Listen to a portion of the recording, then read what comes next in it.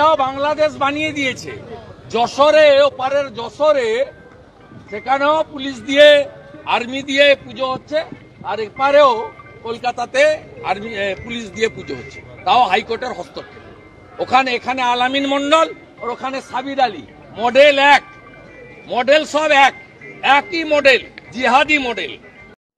নমস্কার, সোজা সাপটা সুব্রতয় আপনাদের স্বাগত জানাই। একদম ঠিক কথা, পুরো জেহাদি মডেল। একদিকে বাংলাদেশ আর একদিকে পশ্চিমবঙ্গ, একদিকে আলাউদ্দিন মন্ডল, একদিকে সাব্বির আলী, মডেল এক, জেহাদি মডেল। এই যে ছবিটা আপনারা দেখছেন, এই ছবিটা যে কোনো কেউ হঠাৎ করে দেখলেই কি বলবে বলুন তো? বলবে হয়তো কলেজে কোনো নির্বাচন হচ্ছে, বা কোনো নির্বাচনের ভোট গণনা হয়তো এই কলেজে হচ্ছে, যার জন্য এত পুলিশি পাহারা। এ দৃশ্য কোনোদিন পশ্চিমবঙ্গের মানুষ এর আগে দেখেছেন যে একটি কলেজে সরস্বতী পুজো হবে, সেই সরস্বতী পুজোটাও এত পুলিশি পাহারায় হবে? এবং যে পুলিশের নেতৃত্ব দেবে একজন কলকাতা পুলিশের যুগ্ম কমিশনার র্যাঙ্কের পদমর্যাদার অফিসার, এবং তার নির্দেশ দিতে হবে কলকাতা হাইকোর্টকে।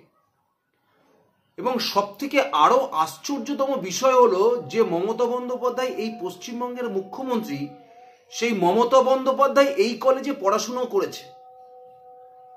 আর মুখ্যমন্ত্রী যে কলেজে পড়াশুনো করেছে সেই কলেজের সরস্বতী পুজো হচ্ছে কলকাতা হাইকোর্টের নির্দেশে পুলিশি পাহারায়।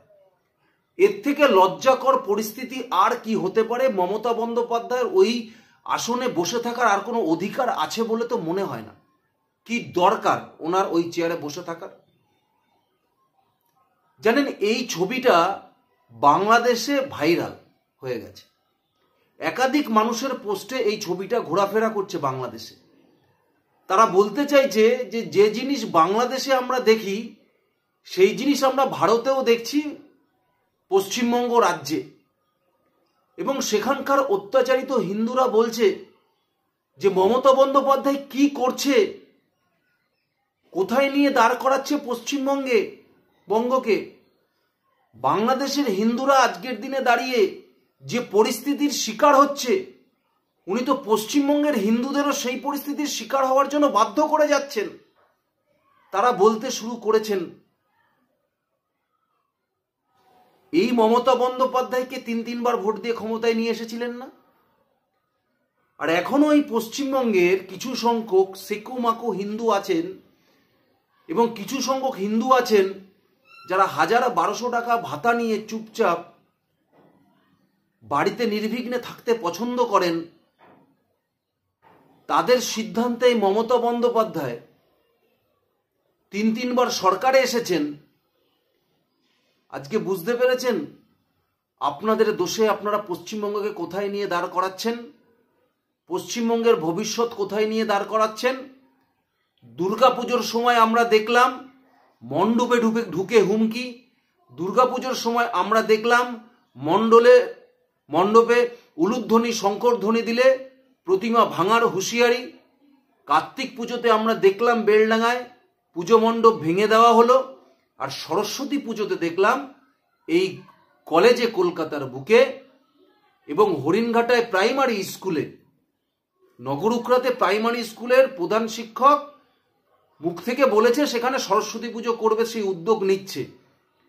তাই সেখানকার তৃণমূল কংগ্রেসের বুথ সভাপতি আলাউদ্দিন মন্ডল তাকে শাসাচ্ছে 24 ঘন্টার মধ্যে ট্রান্সফার করে দেবে। সেই স্কুলেও র্যাব দিয়ে পুলিশ দাঁড় করিয়ে পুজো হচ্ছে একটা প্রাইমারি স্কুলে। র্যাব পুলিশ দাঁড় করিয়ে পুজো হচ্ছে একটা প্রাইমারি স্কুলে। তাহলে যে দুর্গাপুজোয় আপনারা ওই দৃশ্য দেখেছিলেন, বেলডাঙায় কার্তিক মণ্ডপ ভাঙচুর দেখেছিলেন, সরস্বতী পুজোতে দেখলেন পুলিশ দাঁড় করিয়ে সেখানে পুলিশ পাহারায় পুজো হচ্ছে কোর্টের নির্দেশে। ঠিক যেরকম ভাবে বাংলাদেশে হিন্দুরা যখন দুর্গাপুজো করেছিল, বাংলাদেশের হিন্দুরা যখন পুজো করতে যাচ্ছে সেখানেও পুলিশ পাহারায়, সেনাবাহিনীর পাহারায় তাদেরকে পুজো করতে হচ্ছে। ঠিক একই রকম ব্যবস্থা পশ্চিমবঙ্গে তৈরি হয়েছে। আগামী দিনে দুর্গাপুজোতে আরো কোর্টের অর্ডারে কত সংখ্যক পুজোতে এরকম পুলিশ দাঁড় করিয়ে যে পুজো হবে তার কোনো ধারণা আপনি এখন করতে পারছেন না। এই সরস্বতী পুজোর এই পুলিশি পাহারা দিয়ে পশ্চিমবঙ্গের ভবিষ্যৎ আগামী দিনে নির্ধারণ হয়ে গেছে। আগামী দুর্গাপুজোর ভবিষ্যৎ কি হতে চলেছে ভাবতে পেরেছেন? যে নেতা, টিএমসি নেতা, ছাত্র নেতা সাব্বির আলী মেয়েদের সরস্বতী পুজো করলে ধর্ষণের হুমকি দিচ্ছে, সেই সাব্বির আলীকে অ্যারেস্ট করা তো দূরে থাক, সেই সাব্বির আলীর পাশে দাঁড়িয়ে মদন মিত্র তার হয়ে দরাজে সার্টিফিকেট দিয়ে যাচ্ছে।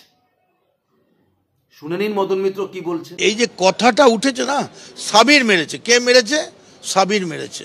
সাবির একজন বাচ্চা ছেলে, যুবক, ছাত্র রাজনীতি করে, তুই নোংরামি করেছিস, তোকে মেরেছে। তা সাবিরের জায়গায় তাহলে আমরা ঠিক আছে, এবার থেকে আমরা আবিরকে দিয়ে মারাবো। শুনলেন কতটা অধ্যত্ত ভাবুন। আজকে সাব্বিরকে পাঠিয়েছি, সাব্বিরের সমস্যা থাকলে আব্বিরকে পাঠাবো। মানে এরকম সামনে দাঁড়িয়ে একজন তৃণমূলের এমএলএ যদি বলে, তাহলে সাব্বির আলী, আলাউদ্দিন মন্ডলের মতো মানুষরা কেন সাহস পাবে না আপনি বলতে পারেন? আর কেনই বা তাদের প্রশাসন কিছু করবে? তারাও তো চাকরি করে, তাদেরও তো চাকরি বাঁচাতে হবে, তাদেরও তো পরিবার পরিজন আছে, ফ্যামিলি আছে। কেন তারা রিস্ক নিতে যাবে? দেখছে সরকার এদের সাথে আছে, আর দেখছে এই সরকারকে ক্ষমতায় আনছে এই কিছু সংখ্যালঘু, এই ক্ষমতায় আনছে কিন্তু সেকুলার হিন্দু, 500,000 ভাতা নেওয়া ভাতাজীবীরা। কেন তারা এদের বিরুদ্ধে ব্যবস্থা নিতে গিয়ে নিজেরা নিজেদের বিপদ ডেকে আনবে? এই সাব্বির আলী 2023 সালে এর বিরুদ্ধে থানায় অভিযোগ হয়েছিল। প্রেস কনফারেন্সে জানাচ্ছে সেখানকার ছাত্রীরা যে 2023-এ তার বিরুদ্ধে অভিযোগ দায়ের করা হয়েছে, তারপরেও তার বিরুদ্ধে কোনো ব্যবস্থা গ্রহণ করা হয়নি। কলেজে যাতায়াত বহিরাগত হয়ে নিয়ে কোনো সেফটি সিকিউরিটি নেই কলেজে। শুনে নিন সেখানকার ছাত্রীরা কি বলছে একবার। 2022 থেকেই মোহাম্মদ সাব্বির আলীর ছাত্রছাত্রীদের নির্যাতন ও কলেজ ক্যাম্পাসের অপব্যবহার চলে আসছে। 2023 সালের আগস্ট মাসে মোহাম্মদ সাব্বির আলী ও তার গ্যাংয়ের বিরুদ্ধে এফআইআর দায়ের করা হয়। মাননীয় হাইকোর্টের আদেশকে সম্পূর্ণ উপেক্ষা করে এবং চারু মার্কেট থানার বর্তমান অফিসার ইনচার্জের সহায়তায় মোহাম্মদ সাব্বির আলী কলেজ ক্যাম্পাসে তার নির্দেশে তার গ্যাং আমাদের আইন কলেজের ছাত্রছাত্রীদের গালিগালাজ, ভয় দেখানো। শুনলেন? একবার ঠান্ডা মাথায় ভাবুন শুরুটা কোথা থেকে হয়েছে। মুর্শিদাবাদে 30% হিন্দু কেটে ভাগীরথীতে ভাসিয়ে দেবো, প্রশাসনের কোনো ব্যবস্থা নেই। কলকাতার বুকে একজন মেয়র দাঁড়িয়ে বলছে আমরা আগামী দিনে সংখ্যাগরিষ্ঠ হব। মেয়র দাঁড়িয়ে বলছে যে তারা হিন্দু ধর্মে জন্মগ্রহণ করেছে, তারা দুর্ভাগ্যবান, তাদের দাওয়াতি ইসলাম মানে দাওয়াত দিয়ে ইসলামে নিয়ে আসতে হবে। রাজ্যের এক ক্যাবিনেট মিনিস্টার বলছে হাম দো হামারা চার। দুর্গা পুজোতে মণ্ডপে ঢুকে যাওয়া, সরস্বতী পুজোতে পুলিশ পাহারায় পুজো দেওয়া, পশ্চিমবঙ্গের ভবিষ্যৎ মমতা বন্দ্যোপাধ্যায়, বাংলার ভবিষ্যৎ মমতা বন্দ্যোপাধ্যায় বাংলাদেশ করতে কি আর কিছু বাকি রেখেছে বলে আপনাদের মনে হয়? এখনই যদি আপনাদের ঘুম না ভাঙে, যদি আপনারা জেগে ঘুমিয়ে থাকেন, তাহলে যেদিন আপনাদের ঘুম ভাঙবে সেদিন আপনাদের আর পালানোর মতো জায়গা থাকবে না। আর যাদের ঘুম ভেঙেছে, যারা চাইছে এই পরিস্থিতি থেকে পরিত্রাণ পেতে, তারাও একমাত্র আপনাদের মতো ওই ভাতাজীবী আর এই সেকু মাকুদের কারণে তারাও আজকে তাদের ভবিষ্যৎকে আজকে কোন জায়গায় নিয়ে গিয়ে দাঁড় করাতে বাধ্য হচ্ছে। একবার ভাবনা চিন্তা আপনারা করে দেখবেন। কারণ আমাদের সমাজে কিছু মানুষ আছে তো নিজেদের হিন্দু বলতে গিয়ে দ্বিধাবোধ করে, ভাবে হিন্দু কথাটা মুখ থেকে বেরোলে তাদের যেন মান সম্মান চলে যাচ্ছে।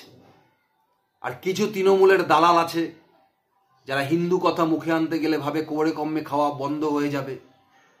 আর এরকম তেল দিতে দিতে এমন একটা সময় আসবে না, সেদিন তুমি তৃণমূল করো আর সিপিএম করো, তুমি যাই করো না কেন, যদি তুমি ওই দুধেল গাইদের মধ্যে না পড়েছো, তাহলে তোমাকেও কিন্তু আর এই বাংলায় থাকতে হবে না, থাকতে পারবে না।